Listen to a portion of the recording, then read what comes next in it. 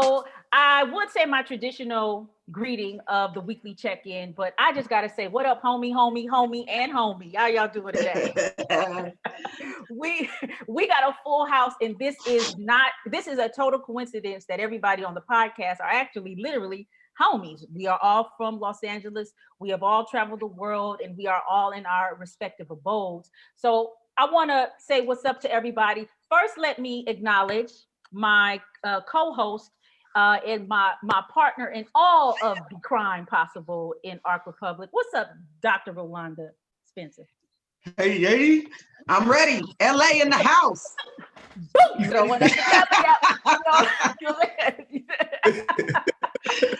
Let's go. Wait a minute. I heard Ice Cube, and he said we can't be all 32 teeth, so I got to hold my spot. Okay.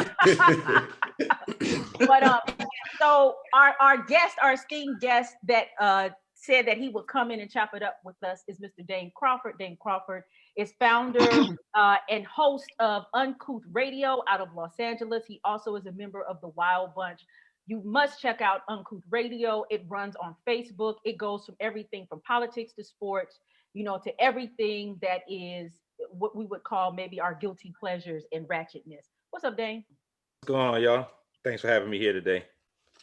Thank you for being here. And we have the illustrious regular contributor, Mr. Mikhail Furnace, coming from, he used to come from the I, but now he's coming from, he's bougified now. He's coming from Virginia Beach. Mikhail, I never have dinner with the president. Never have dinner with the president. I'll never have dinner with the president. What? So look, like I said, I'm already sweating, and we just started. So, right. Thank you, Dwayne. Yeah, I needed some more light. So, Mikhail is a former educator. He was a Spanish teacher for many, many years. He works as an interpreter and also an official for professional college basketball. Ex-college basketball. Ex-college official. Okay. Yeah. So now he is venturing into all things tech. We welcome you back to the show, Mikhail Furnace. Mm-hmm. Hello. Greetings. All right. So let's get into it. All right. Well, as we know from the introduction, we're going to talk about the West Coast today, specifically our guy, Ice Cube. Whether you hate him or love him, he has some things to say right around this election cycle, more than I've ever seen him say before. And he's been out for 30 years? So let's talk about it. What's going on? How do you guys feel, first of all, about the contract with Black America, and then the subsequent platinum plan that came out of his discussion with the Trump administration? I see your head shaking, Dane. What's going on? So I read through the contract with Black America. I've actually read through the whole 2 pages of the platinum plan, and I read it was 2 pages with a big font. And I read through Biden's plan, and there's a lot of good that Ice Cube is trying to bring in his plan. I feel like there's a good structure, a good foundation of what he's talking about and what he's asking for. I feel like it's lacking in some places, just like he feels like the Democratic and Republican plan is lacking. I think his plan is lacking in some places. I think it has a huge void of a Black woman's voice in that plan. That was my biggest issue, because I know for him, he said, and this is something I had to learn for myself, even so I'm not, acting like I'm perfect or nothing, but he said, well, when I say Black people, I meant all Black people. But I think he didn't understand that there are certain issues, there are certain things that are specific to Black women that need to be mentioned in order to be taken care of. If you are saying you're speaking for Black people, if you are saying you are taking this, to the Democrats and Republicans, like, the infant mortality rate, just the way Black women are treated in healthcare, some very specific things. Even, y'all pay wage gap is higher than our pay wage gap, higher than the white woman's pay wage gap. So certain things that I think are specific that need to be addressed in there weren't in there. But in comparison, I went after he said they took some things from his plan. I looked at Trump's plan, and I honestly did not see anything that they took from his plan. I did not see anything of substance that they took from his plan. So I was kind of confused. I think A lot of it, and it's just me speculating, it felt like a lot of it is ego play right now. A lot of it is the Trump administration played more to his ego than the Democrats did. So that's why we're seeing the Ice Cube that we're seeing now doubling down on, well, they talked to me and the Democrats didn't. The Democrats' plan is lacking. The Democrats' plan don't mention black people, which is wrong. I've seen them say that in a bunch of interviews, and I'm like, that's just not true. But because he has so much respect, I feel like a lot of journalists aren't really pushing back on him. A lot of journalists aren't really challenging him in the way that he needs to be challenged on the things that he's saying. Like I said, the Platinum Plan, lacking is an understatement. Lacking is an understatement because the Platinum Plan literally was like, the whole infrastructure budget is $500 billion. They just put in there access to that $500 billion. Basically, I'm gonna give you some chicken bones. And some Right. Yeah. But then Cube takes that message and say, well, the Republicans put $500 billion on the table. What the Democrats gonna put on the table? So that becomes like horrible messaging, because it looks like he's saying that the Republicans came with him and told him we got a $500 billion plan for black people. When Roland Martin had to explain to him, like, no, that $500 billion is the whole budget for all infrastructure in America. So my issue with Cube is this. If you are going to step into this arena, I need you to be able to articulate your point. If you're going to step into this arena, I'm going to need you to know all the plans that you're talking about, because I don't feel like he really knows the Platinum Plan. He doesn't really know Biden's plan. So for me, if you're going to step into this arena and say you're speaking for black people, you should know all three plans, know where they overlap, and know where they need to be fixed and where they need to be changed. So when people ask you, you can't just say you should read them. You should read, because that's why they have you on. Like that's not going to work. So I do think his heart is in the right place, even as misguided as all of the things I've seen are. I think his heart is the right place, but when ego comes and takes over that heart, things change. Because I think in his mind, he really thinks I'm pushing the line on Republicans and Democrats no matter what. I'm pushing the line on both of them, which I think we all should do. But then we're also in a very specific space when it comes to politics right now. We're in a space in politics that we have never been in. This isn't your average Democrat versus Republican race. It's not that. And we will be remiss to pretend that it's business as usual with this race, because Trump has been very dangerous, not just for us as people of color, but he's actually been dangerous for the whole country. I was telling somebody, how can Ice Cube expect for Trump to keep his word when he throw his best friends under the bus at a moment's notice?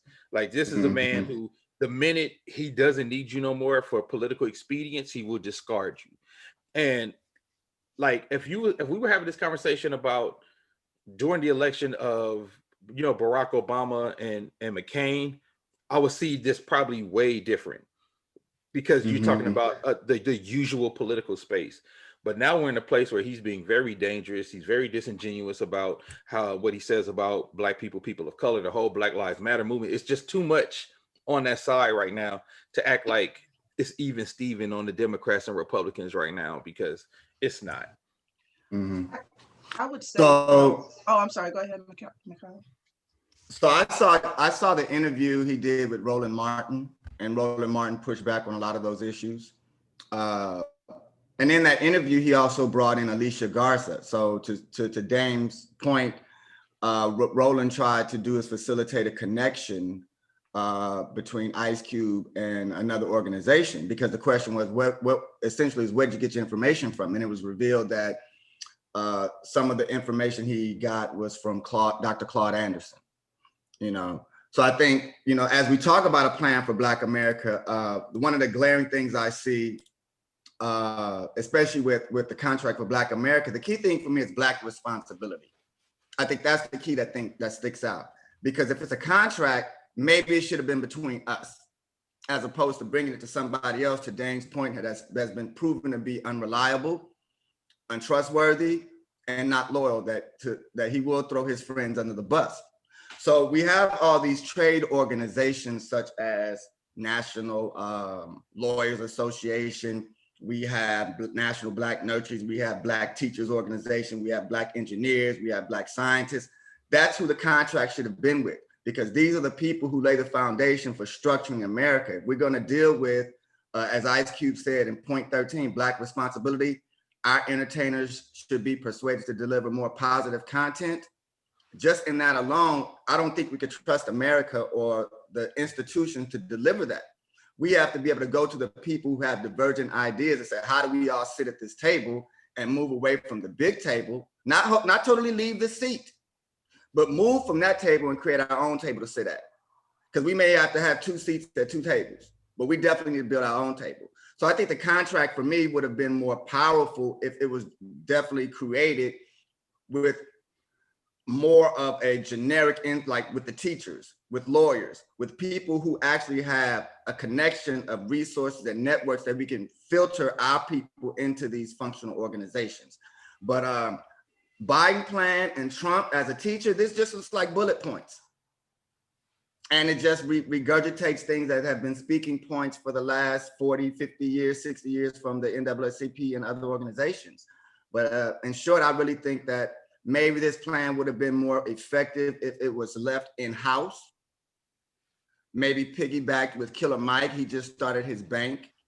So there were other people you could have connected with that I think he could have connected with, but I don't disagree with the concept of, okay, if regardless, we can't be have this antipathy if our party doesn't win or our people don't win. We have to engage on both sides, and in that engagement, still create our own lane. Is there, and whoever would like to answer, do you think there's a way that he could proverbially get the shit back in the horse? Can he fix this? Is that, like, if he did say, okay, I'm not dealing with Trump or Biden or whatever, I do take it to the Black people. What could Ice Cube do to remedy this situation, if anything? Is he already canceled? Is it over for Cube? Or I think we're not melting ice cubes. We're not melting ice cubes. Yeah, I think Cube has enough. Over the years, I feel like he's given us enough to not cancel him over this one misstep, right? Because even in this misstep, it's him thinking he's doing something for all Black people. And that's how I view it. And I'm not a fan of the cancel culture, especially when it comes to us. Anyway, I mean, some people, definitely need to be canceled, but I think we too swift and too quick. If somebody say something we disagree with, they're canceled. If somebody say something we don't like in public, like, they're canceled. I think it should be more nuance to the conversation than that. But putting the shit back in the horse, I don't know. I don't think he can at this point, because I've seen too many times where he's going hard on holding the Democrats accountable, which I have no problem, no issue with. I do it all the time on my show. But then when he gets asked about Trump, he glosses over it and makes excuses. And that's the part that makes me kind of look at things sideways. Because if you're saying they're both so bad, I'm gonna need you to have that same energy on both sides. But instead, he'll be like, the Democrats ain't did this. We've been giving them our votes and they ain't did this, that, and the third. Then on the flip side, they'd be like, so what about how Trump has handled it? Oh, well, Trump just said things that hurt our feelings. I'm like, that's just not true. You understand what I'm saying? So yeah, Trump is dangerous. And it's also, again, for me, it's also just he needs to have a broader understanding of not only what he's doing, but how he's being used as a piece for them to speak to that 20% of Black men that they're trying to peel from the Democratic Party. I want to, excuse me, Mikhail, let me interject something really, really quickly. There's just like a couple of things that Cube mentioned is that he did admit, like, when he was being interviewed, like, how did you come up with this and everything? He did admit that he had just started and really working into this idea of politics and economics, leading up to him doing the contract. So he admitted he was relatively new in it, and he had largely been in the entertainment space. But what he saw was such a lack of Black leadership that he decided to leverage his celebrity to at least do something that he felt would be more effective, or at least at the very least be heard. My question that I have is the question that has been, and I've been talking to Rolanda about this, why is Ice Cube so offensive to Black America? You know what I'm saying? There's been quite a few people who have, attempted to, I don't know, present an agenda or have a conversation with the Trump administration, and it didn't happen. But I've been hearing things like, I'm going to tell you some of the things I heard. I heard people will embarrass, they were embarrassed by the fact he did not use his birth name, that he went by Cube or Ice Cube. I heard that, they were saying things like, you heard that? I heard that. I was listening, it was a very reputable person who said that. I heard that I heard this thing that, when I listened to Ice Cube, I cringed because I was embarrassed about how he articulated himself and him not knowing. People were implying that he was uneducated. Mind you, this guy actually has like an associate's degree. He definitely has college experience. Yeah. So I heard all of these, to me, I heard all of this language that implies elitism. Or right, this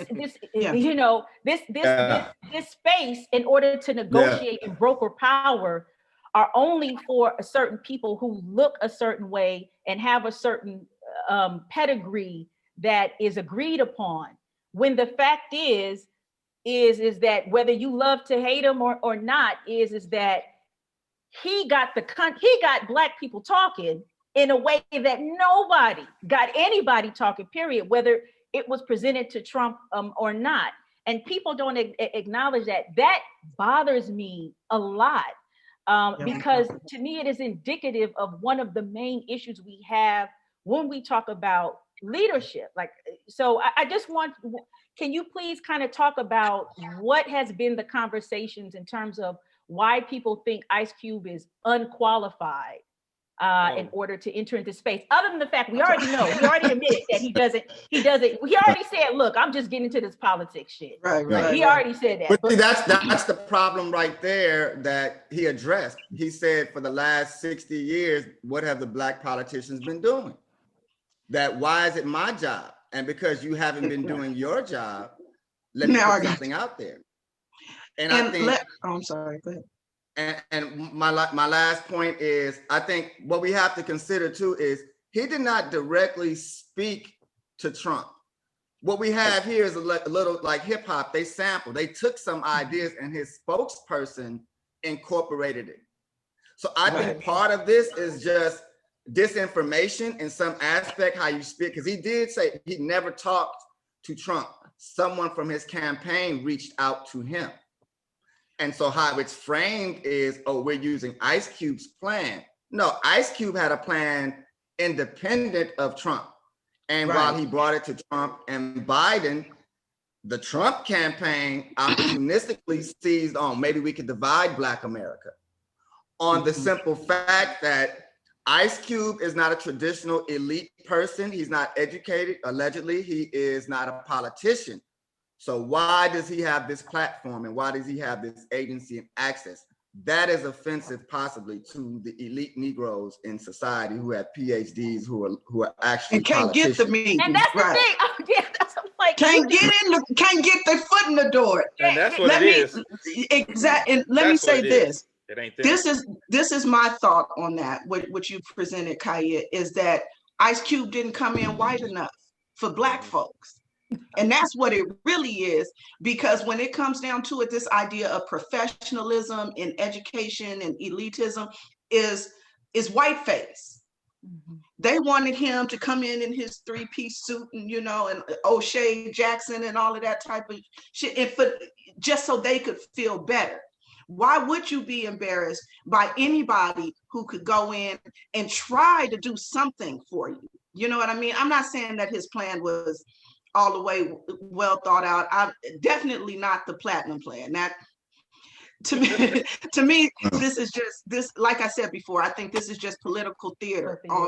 But what I think is particularly sad is how quickly Black folks started calling him a coon, saying that he was a Sambo, putting pictures of him on the internet with white face.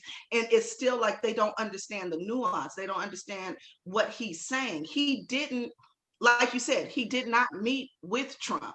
He didn't have dinner with the president. People keep saying that. And the line is, I've never had dinner with the president. That's what the actual line is. But people are like, he said he's going to have dinner with he had dinner with the president. He's a Trump supporter and all of this kind of thing. And I did not get that sense. what I got the sense of when I was watching the Roland Martin interview was that he was kind of hurt, disappointed in the way that now Black folks have really turned on him when he thought he was doing something good. Instead of Black people saying, okay, you know what, the plan needs some work. Let me step in, brother, and help you, because you forgot about the sisters. So let's add this to the plan. Or you forgot about the teachers. So let's add this to the plan. Let's make it work, right? Because I think Mikhail made a good point. Yeah, he probably should have put it out to more Black folks, but I don't think that he needed to present himself as anything other than who he is, just because it's Trump. I think it's a little bit of both, though, right? Because just like you said, we should have been saying like, yo, we need to add some. I think people have been trying to do that. I've been watching these interviews where he did an interview with Claudia Jordan and Lisa Ray, and they were saying the same thing, like, yo, we need to talk to the Black women specifically. And he gets offended. Like, it's one of those things where, you know, when somebody doesn't know something and you kind of call them out on it in public, that's what's been happening. Like, every time I see that he gets called out on something that he can't quite answer, he just gets offended and he goes into defensive mode.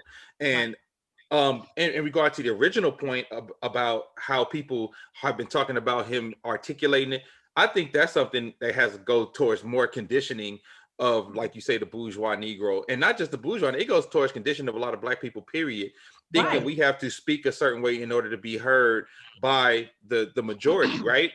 Like, for example, on my show, I dress like this on my show. Like, I wear what I regularly wear, and somebody has stepped to me like, you should like wear button downs. I'm like, I'm not no fucking button downs on my show, like, because my show, it's my and this is, I'm trying to talk to the people who look like me, just like, I'm not trying to talk to the button down brothers, you know what I mean? Not at that point, you know what I mean? Like, I'm trying to break things down, and the things I see on CNN and Fox, I want to break down in layman terms for my people who not gonna watch it. That's my basic aim, right?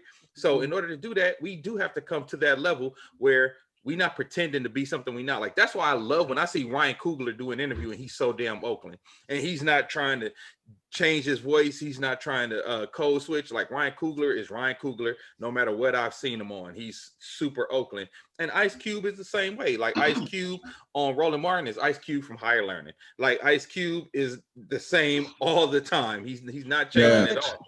And I don't expect that. You know what I mean? But you know what? In addition to that, I just very quickly, in addition to that, nobody said that about Mark Zuckerberg, who wore like a t-shirt for 20 goddamn years. Right. You know what I'm saying? So I think this is really interesting on how we place. Ted Nugent. Go ahead. Yeah, go ahead. Ted Nugent. You know, so I think that's, you know, that's really, you know, very interesting. That really bothered me, because to me it was a kind of a return of when you have these civil rights, you know, protests going on. Respectability, the respectability stuff. You know, exactly. So the Kings and the Andrew Youngs and all these people are showing up with suits and ties, and their whole thing is that, well, there's going to be a lot of press. We want to present ourselves as Black people a certain way. But then there was a breaking in it where, you know, I forgot the guy's name, but I think he was played by Common in the movie. I forgot his name, who wore overalls to signify farmers and people in the South, right? Who actually, right? So Abernathy, and just like people in the South, and even Fannie Lou Hamer, if you see some of her stuff, her hair is looking this way and that way, you know, when she comes on. But because particularly her, she did not present herself, she did not speak a certain way. I think a lot of people designated her as not the most sophisticated person in order to articulate the issues. And we still haven't gotten over that. And I think it's really funny that I said the most to me, and let me talk about, I don't know what the backstory is. So I don't know how people reached out to Ice Cube, you know, because he was like, you know, I'm open, but I don't know what that means. Like, I don't know if there was a number you could call or a phone number, you know, because I looked, because I said, I would like to read it. I don't, you know what I'm saying? I looked, couldn't find one. But I didn't even like the fact of Roland Martin going on with Alicia Garza to talk about all this different plan. To me, that didn't even make any sense, right? For me, I was like, that should have been a conversation. If you wanted to bring people together to collaborate, why are you doing it in real time on air?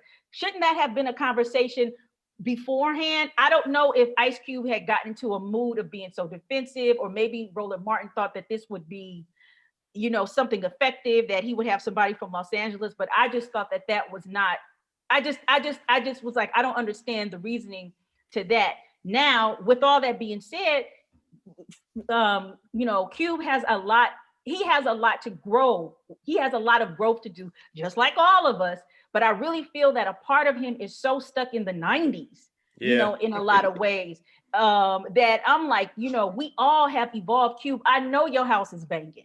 I know all your kids got great education and everything like that. It is okay to still be grounded and with the people, but also have some sort of evolution in the process. And lastly, and I'm going to shut up, is I said, isn't this funny? People, all these people, to me, some of the loudest critics are people with all these degrees from here to there. They are Masons, Boulets, Greek fraternities, went to Morehouse. That's no shade to you, Mikhail. Went to Spelman and all these Howard University and ambassadors, and they couldn't get their goddamn baby toe in the door. And this dude with a Scully and looked like he'd been wearing the same black outfit for the last 10 years, got some movement. That pissed them off, because that's what it is. To the white that's stuff. Really what the root of what I'm saying? It's like, I did everything that this establishment told me to do, to be respected, to get access, and here I can't even smoke a blunt with Trump. Yep. So that's exactly what it is. I think what this contract has really illuminated is an identity issue within the Black community. Because what these last 3.5, 4 years have realized, there's a difference between my African American and Black folk. So the African Americans were probably offended that the Black man got access to it, because the African American has done things the right way. They went to school, they got the degrees, they believed in Americana, believed in the American way. And then the Black man named Ice Cube with a Scully, looked like he probably just had a session, came on TV and got his plan through. So I think how we look at our identity and how we approach people, Black people still have this image thing that we got to look a certain way to have access. We just need to get beyond what are you saying? Does what you say make sense? And does what you say identify with what I need? And how do we move forward? But we need to get beyond the class, the identity politics, and just understand who we are as a people, define what we need as a people before all this other stuff. And my next point is, I think earlier was mentioned, does Ice Cube get a pass? Are we familiar with AB 3121? Yes, it was. So that's the bill that Ice Cube helped promulgate with Gavin Newsom. So I think when you look at the totality of Ice Cube's transcripts, in baseball, you can go 1 for 3 and get paid $20 million. Just because you have something you don't agree with and Ice Cube done in 30 years, doesn't mean he's a bad person, he needs to be canceled. It just means that, we need to become more sophisticated and broaden our horizons and how we communicate, what we communicate about. But I think those conversations we haven't been having, because we've been in reality TV, and while people in reality TV balling out, Ice Cube had this bifurcated reality. I'm gonna make this movie, make this money, but I'm gonna still have a contract and work on, while y'all out here trying to appease everybody else. So I think in its long range, to sum it up, we got identity issues, and no, he should not be canceled, because I think the continuum of what he's done is consistent with trying to elevate Black people, whether it's through the arts, music, movies, social services. Just because you don't understand or you may not agree initially, because I didn't like it when I first heard it, but I had to check myself. Hold on, go back and read, bro. Find out what's really going on. And then you have to also look at, like, I saw D.L. Hughley. He has a podcast called The GED Section. Have you guys seen that? Yeah. Yes. Where he was talking about Cube, and he actually said what we're talking about. He said that it should have been the talented 10th Black folks that should have been in that room, and not Cube. And I was really floored by that. Like, seriously? Like, excuse me. are you serious? Like, how do we get to the point where if you're trying to do it, one thing that I can say about the plan that Ice Cube presented is that it might not have been well thought out. It may not have been a lot of nuance, but it wasn't to harm us. No, Right. absolutely. No aspect of it was to harm. It was trying at its very most earnest point to present something in a bipartisan way. Maybe, it didn't come off like that, or, maybe it needed to be fleshed out. Like anything else, I look at it as maybe just like a decent first draft. We all writers in here, and your first thing always come off ugly. Yeah. Well, my critique wasn't that he shouldn't be in the room speaking. My critique was, if he's going to be in the room speaking, but we know he has a great mind like Claude Anderson, who helped write it. Maybe Claude Anderson should do some of these interviews with him if he can't articulate these points. Exactly what I was that's the thing. Support the brother. Don't tear him down when he's trying to. And I think that this would have been the perfect time for Black folks who really supposed to be out for Black folks to cover this brother and say, okay, we see it in the back, not out him on a live streaming podcast like you should have did this. Pull the brother. You know how we do. You know how we do. We take him in the kitchen. Right. Yeah. We say, you should have put him in a Cadillac. Right. Yes. Let's Cadillac. Let's cruise Crenshaw, homie. Let's talk about this. Let's discuss this. Let's blow one and Let's smoke. go by Earls. But you know what that also. Chill in the Merc Park. Yeah, and you know what? Well, first of all, let me answer D.L. Hughley. D.L. Hughley just got initiated into Omega Psi Phi within the last, let's say, several months. So that was him. And he didn't graduate from high school. He didn't graduate from high school. So So we're gonna move on next. But real quick, Rolanda, did you hear what Cube said in retort to D.L. Hughley? No, I didn't. Tell me, please. Okay, he says so, and this is the problem that America is gonna have with Cube. Cube is gonna hit back. The next album is going to be incredible. I can't wait for that. What he told D.L. Hughley was, in a generic sense, well, if I'm not qualified to talk to Trump, well, I like to see the communications degrees for all these people who have podcasts and web series. Let me see their communication degrees and what makes you qualified to have a podcast and talk about multimedia issues. If I'm not qualified to do this, you're not qualified to do that. And the next album is going to be dope. Right. Huh? Right. Next album is going to be dope. I can't wait. Which is indicative of the lack of leadership, in my opinion, is picked by the people. It is not the other way around. We have a lot of other way around people walking around here talking about they're the voices of Black folk. And I thought it was very interesting of the selective outrage. You know what I'm saying? Like, there's all these people walking around, and as a leader of the Black people, I was like, when did this happen? Okay, and then there's some people who's been walking around here. Anyway, that's a whole other conversation. But this selective outrage, at the very least, going to your point, Rolanda, the Black agenda is not exploitative. What Diddy did in terms of this pact that he's talking about, the Our Voice pact that is supposed to be nonpartisan, that is a tax write-off. What's this dude's name? 50 Cent, did. 50 Cent, we all know, is the ultimate troll of hip hop. So he was totally trying to harness that energy from Ice Cube and, and publicly endorse Trump when he knows he is so irrelevant. So these are another, so I think this is, and then Kanye West, we still trying to understand all that's going on. But are we? Like out of all, are we trying to understand West? I'm not, you know what I'm saying? I didn't know that was. My heart goes out to Mr. West. I'll get hit. I'll get hit. My bad. I'm supposed to be understanding Kanye West. My bad. I'll get on board. But if you put all of these artists up, along each other, I'm like, damn, Ice Cube with the family movies, and and he evolved in his art in a lot of ways, and then he enters into this space, is by far one of the most Disney type of people. It's just do you understand? If you take all four of them, so I think that's just really kind of interesting. Well, but I think I know you're talking about the selective outrage, but I think, and this is what I was explaining to people too, I think the outrage is different for Ice Cube than it is for Kanye, 50 Cent, and Diddy, because we felt like Cube is ours. Like, we don't feel like that about them other guys. Like, we felt like Cube always spoke for Black issues. We feel like Cube always was talking about the government. Cube kind of always been on that militant page. So I think people were so hurt when you feel like he's going to be a shield for Donald Trump. I think people are genuinely hurt because they really feel like when 50 Cent said what he said, because somebody said, where's the outrage for 50 Cent? Like, we been thought 50 was trash. We never thought 50 was for We don't us. respect that.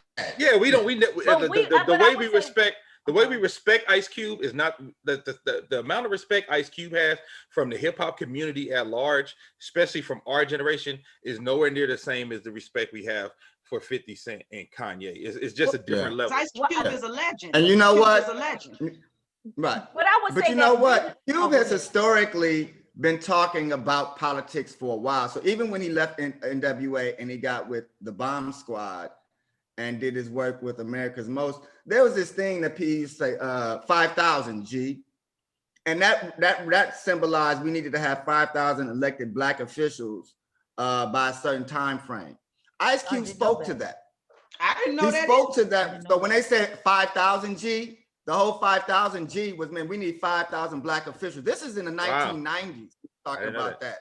So Cube brought this up in the video and said, you know, since I think since the 90s or a certain amount of, he said, we've had 7,000 Black elected officials and we're still in this position. So I think what we have now, we have new Negroes who just see Ice Cube as, are we there yet? And not understand that Ice Cube he's NWA. He's always been fuck the police. America's Most. He's always been Black career. He's always been, I want to kill Sam. That has always been taking me back. his thesis. Right. But I don't it's the think same that way has with this changed generation. We only see LL Cool J as an actor. We don't see LL Cool J as an MC.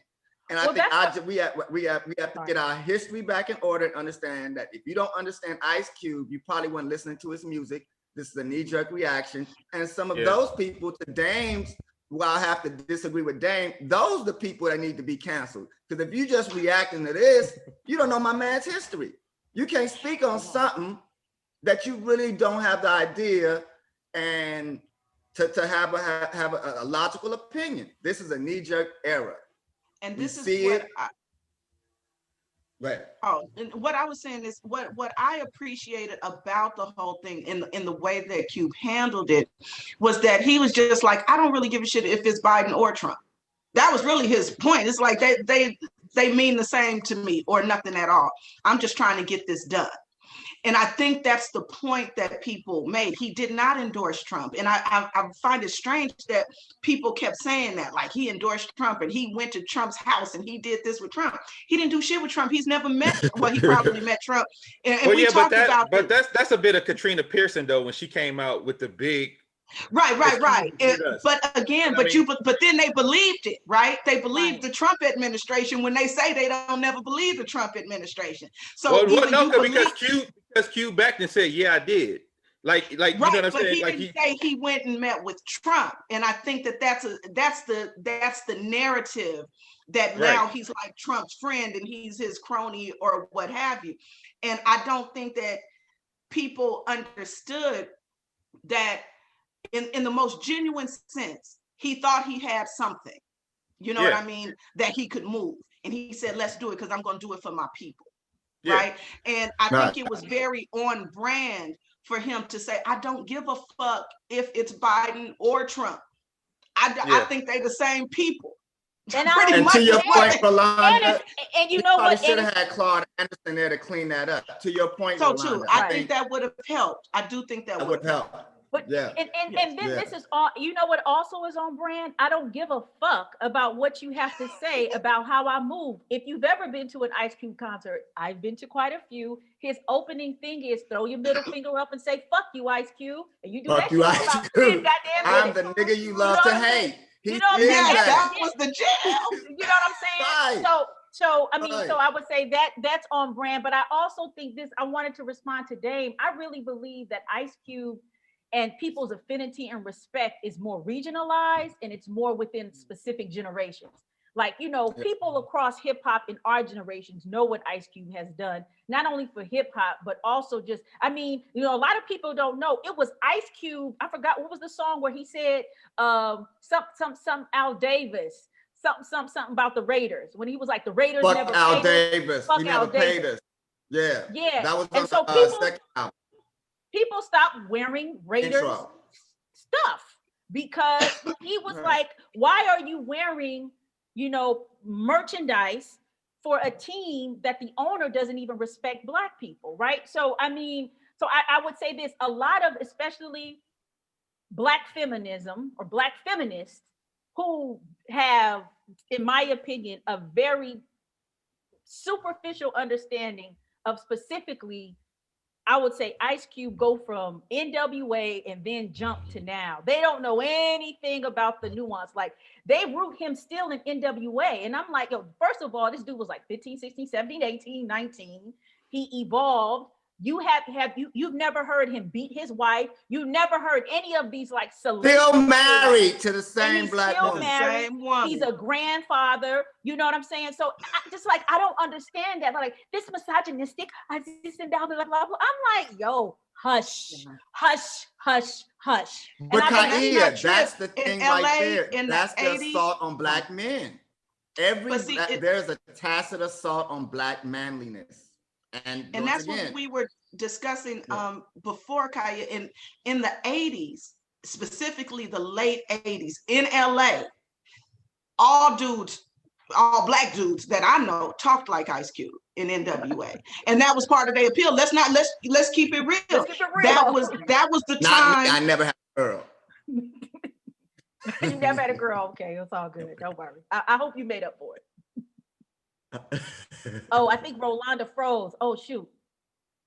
Okay, Rolanda froze, or her phone died. She's gonna pop back up. I promise you on that. Okay. You know, she makes a really good point. But also another thing, when they talk about NWA and the misogyny, I'm like, did you understand American pop culture at the time? It was nothing but misogyny, which is what Tupac used to say. Like, why are you blaming hip hop for an American culture that comes out of this, you know, very violent, misogynistic, white patriarchal, abusive ass history? So I don't get it where people are rooting in particular. It's very disturbing to me. She's gonna come back. Her phone died. Yeah. How people are blaming all things that are messed up about the Black community on misogynistic Black men. Like that doesn't sit. And I think that's also an extension of the criticisms that I see with Ice Cube from a certain branch. Right. So, well, I think you can't associate Black issues with the women's movement and the Me Too. And I think once you start linking those together, Black men get linked up into, they're like, no, we ain't like them. White male privilege, patriarchy is a total different than specific community issues and how you're nurtured and nurtured. Right. Patriarchy and white male hegemony is an issue. Right. Well, I think the problem is that when people often talk about the women's movement and feminism, people don't acknowledge that whole thing was actually jacked from a Black woman. All right. Like, people don't acknowledge that. And then not only was the like this idea of feminism was jacked from a Black woman because Black women had been existing and what would we consider non-traditional gender roles forever in this country. But secondly, as well, is that the feminist movement actually jacked all of the mobilizing and organizing strategies and was pulling talent out of the civil rights movement of Black women who were, basically treated like rugs in the civil rights movement. So I would say that there is a connection, but you got to understand what the origins are. Right, because Black women taught white women how to speak up. Black women taught white women how to breastfeed their babies. Black women taught white women how to speak up.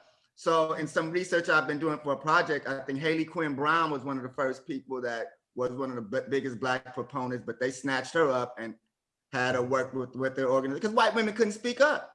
Black women taught them how to speak up. And Gloria Steinem, just within, I would say, the last 10 years has been very public. She is considered the face of feminism, or starting it, actually said, I got this from, a radical Black woman in the set. Like, this is not my idea. I actually Got it from But Tupac. it took her 50 years to say that. After she had a whole ass career, ass career, you know, off of it. You know what I'm saying? So I think that's really interesting. And I saw her, she talked about, I saw her in person talk about it. But all right, so let's move on. Any last comments before we move on? Last comments on all things Ice Cube. I think this was a really good talk. I think I said. Okay. Fuck you, Ice Cube. In the most loving way. In the most loving way. For real. For real. We ain't going nowhere. We ain't going nowhere. I'm riding with you. We gonna get it together. Right. Yeah, we need to. We need to. Especially with these elections coming up.